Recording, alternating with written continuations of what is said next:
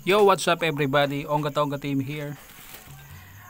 For tonight's video, mag-aarap tayo ng ating parcel galing sa Shopee.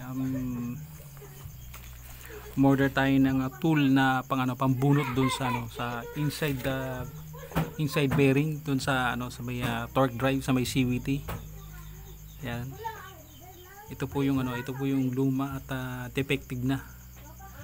Malalaman na defective siya kasi pag diniinan mo siya rito tapos inikot-ikot mo ganun, may mararamdaman kang maganit, parang may kumakayas na, di mo siya maririnig pero mararamdaman.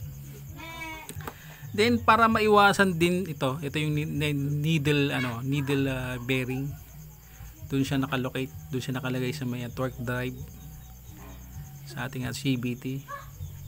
So pag mayroon kang ganitong klaseng tool mape-prevent mo yung pagka dent ayan ganito yan tulad to. Okay pa sana tong needle bearing na to, kaso ang problema pinupokpok ng mekaniko kasi wala nga siyang tool na ganitong klaseng tool na pagtanggal to. So ang nangyayari yun, nasira na, hindi pa sira pero nasira, nakapupokpok. So, wag na natin patagalin, buksan na natin to para magkaalaman kung ano ba. So, marami siyang sizes, isang set to siya. Tapos ang brand na pinili natin isa Plyman. Tignan natin kung legit ba to na Plyman talaga yung brand niya.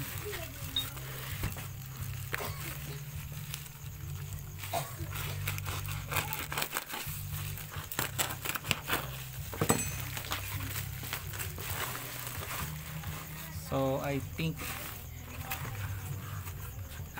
hindi siya Plyman na brand. At magandang karton tapos naka-styro pa, ay baliktad.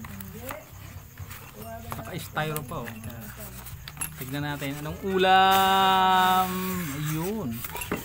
Okay. Isang set nga siya, tapos I think hindi to siya Plyman. Hindi siya Plyman brand. Kasi kung Plyman to, dapat meron siyang meron sa kanyang naka-engrave o naka-inbus. So wala. Walang naka-engrave o naka-inbus dito. So hindi siya Plyman, pero all in all okay na rin. Mukha namang matigas na mukha namang hardened steel yung ginamit na na materials para dito. So yun yung washer. So ito yung size, ito yung pang malaking So ang pit para dito isa hindi dito. Palagay ko ang pit dito is ito. Hindi pa rin. So ito nga yung pit para sa kanya, kasi pagka ito mabangga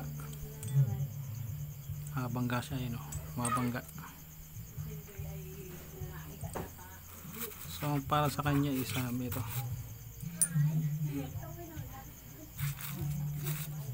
So isang set.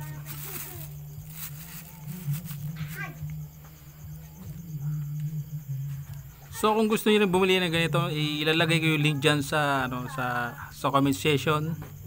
At kung ayun nga ulit, kung nakaabot ka na sa dulo ng ating video, hermanas, paki-like naman diyan at paki-share. Comment ka na rin sa iyong opinion.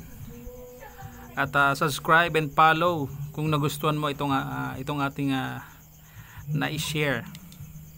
Yun lamang, maraming salamat. Once again, this is Mr. Freeman, this is Ongga Tonga team, and see you to the next one. Bye bye.